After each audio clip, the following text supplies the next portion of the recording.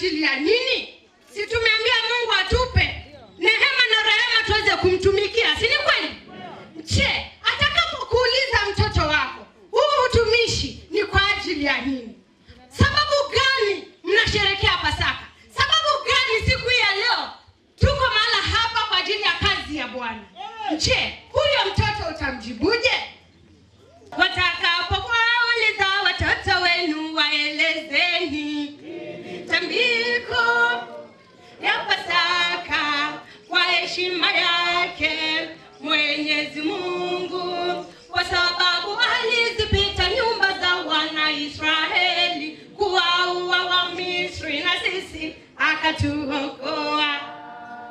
Tunengo Mungu ni Yehova tumudukume kuendea nikienda tendi wana ndito ya kutabia siana situ wa Yesu natewe disamewe buku ya kuma 12:25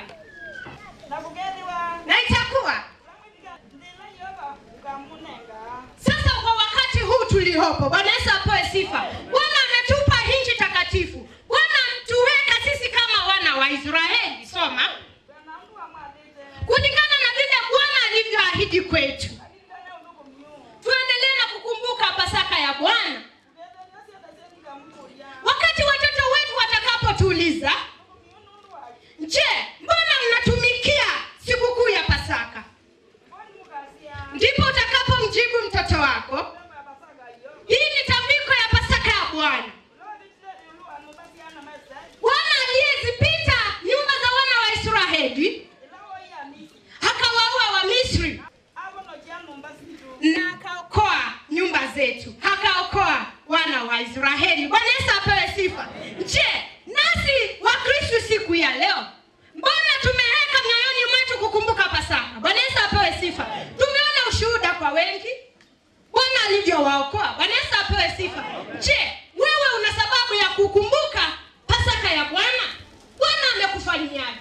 Bwana amekutendea lipi? Bwana Yesu apewe sifa. Jambo gani ndani yako unafaa kumshukuru Mungu? Useme kweli, Bwana alipita juu yangu akaniokoa. Bwana Yesu apewe sifa. Jambo gani Mungu alikutendea kupita kwa haya madhabahu? Tumeona ndugu zetu na dada zetu mahala hapa wakisema Bwana aliwatendea.